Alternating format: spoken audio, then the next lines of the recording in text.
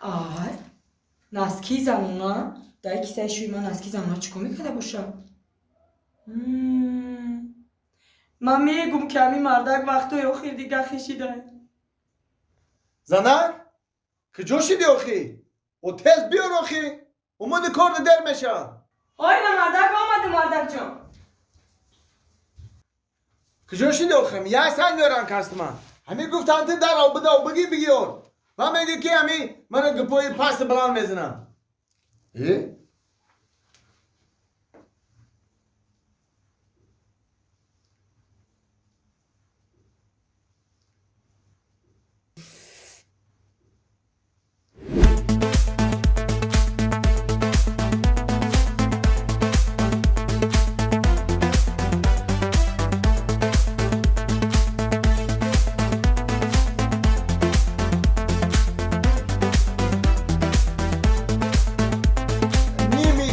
برو آدم نیمی دیگهش موندگی هست ما تدا باور کردیم شما را بردیم در همجا موندیم با همین روزا نه شما ما را احمق کردنی ها؟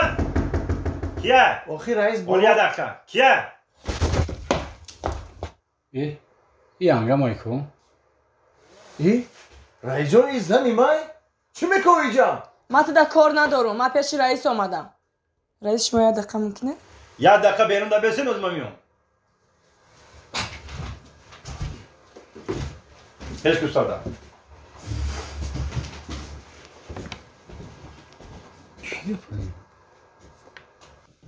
تینجه خواه جون؟ یک بار دیگه سلام علیکم رئیس جان و علیکم السلام ما همی اولای سعدی میشم میدونم نه میشناسم خواه جون میشناسم میدونم تو اولی شما هیچی را نمیدونین رئیس چخه؟ امی سهری سعدی کار اومدنش ده خب گفت که کستوم بیار بپوشم کار برم کستوم شو آوردم اکیسر نسکی زنونه غلطی چخه؟ همی سعدی همی کارگری ما؟ همین نسکی زنونه اکیسر هم کستوم همی غلطی؟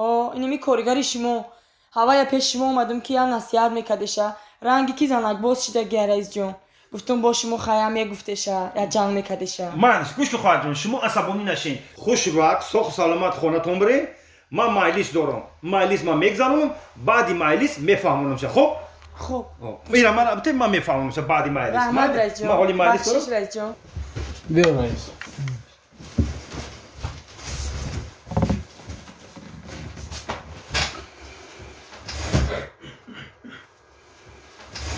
من دیگه این بار تکرار نکنم گپی ما همه تا هم فهمیدین گپی مرا خیلی چند کرپیچی که مونده در پایان همش همین روز تو بگه هم میکشیم بالا میبره تا هم فهمیدی من تا خیلی میشوه همش ما فهمیدگیم ایرو خریطه یا ما برای چی آوردیم شما رو مونده برای چی نشون دادیم ما یه چی یا همه ما فهمیدیم که ایا که میتاز تا 15 میتاز ما گفتیم که خیلی منتر میشوه خاص اینجا ما بلوکی بیره حتما همین روز بود میکنیم رئیس بلوکی بیره حتما میبریم بود میکنیم و برای همین کار شر نیست که ما هر شما رو فریاد کنیم در اینجا جنگ جنجال کردم مایلیس کنم من دیگه کار ندارم تمام گپمی برای دیگه نگاه نکنید مرا اپسی کارتون شه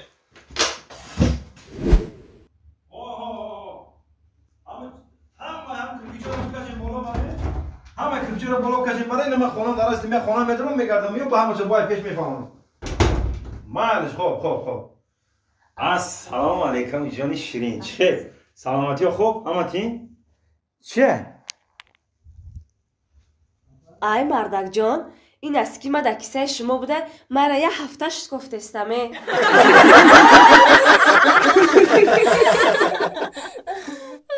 نویرهای گرامی ما اگر به شما بلیت سمالیات در کار باشه مرحمت با واتساپ اویاکاسه شهنازه زنگ بزنین در 5 دقیقه انا با صفت بلندی کاری به شما بلیت میتین با نرخ ارزان اینای مسافدی بابی تون گپ زنین کو با اسکیت کم داره استفاده ببرین زنک امروز عبیده چی اوقات کده ای؟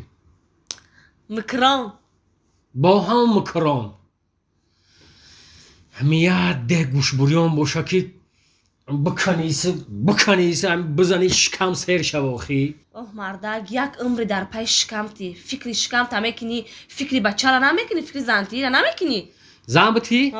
او شرایط نباشه زنک گجو زنش بتیم و ما هم در همین فکرش هستم اخی نه که شرایط دست نمیتاخی چه شرایطی است مردک؟ اوبرانا گوه بفروش و چمون زن بته. ای راست میگویی. ای کلا نه. ای دوامی گرده زنه. عقل بگیرتا. باور کن دیو دیما نبودم گویی. بعد یگون جمع کردگی داری آخی؟ ها هسته دستم جمع کردگی هسته داره. داری؟ تا مگه نگاه میفروشیم؟ جمع کردگی تیره میگن دبولوش میمونیم. میگیریم بچه را زن میتیم نصیب باشه.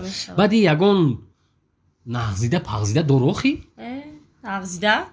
دختری امای خیمه میتونمش. دختری قد بلندی خشرو میخونه. فرزندو ما قطیت خش نکن. فهمیدی؟ برای چی؟ دختری خالت دادی بچه کلانی ما. ایش هم دختری امای خدم دمیتم. یگون نه تو همون چکنه گفته نه همون امای رقصات هم میگوی اخی ها؟ نمیشوه. ما دختری امای خدم میگم. امام رقصای دخترش نکو؟ نمیشوه گفتم. ما دختری امام میتونم. فهمیدی مرا؟ ما گفته استم ما دختری امای خیمه میتونم. اماد نمیشوه میگم. امای مازورای. امای مازورای. نه امی اوچا جان چون شما جنگ داره؟ چی سادی جانی چی نگاز است می اوتات کت میگم که امای مازورای اوتات میگه امای مازورای. امیر گفتم بگو بچم امای کی زورای؟ اوچا جان امای شما هم زورای امای اوتم هم زورای. همو گومونه کای میفروشه؟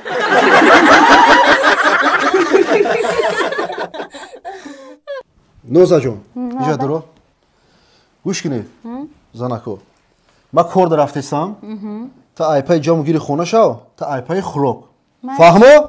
مالش ما بگم میبیام خونه جامو گیر کدگی باشه اوقاتو تیار باشه خوب شد ما را فهمیدی؟ برای کار رفتن لیلی و مجنون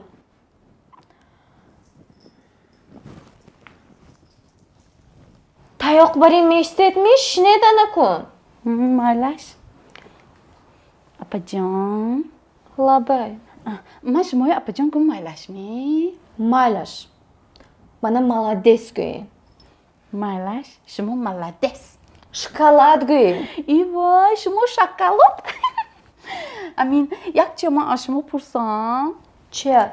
اسفندیار بگوییم یک تا خرخران همین آبکشانی بسیار دشوار شده ایستاده است ای گوش کنین سفری گذشته مردکم به خر بیارین گوین شما یا آوردن جن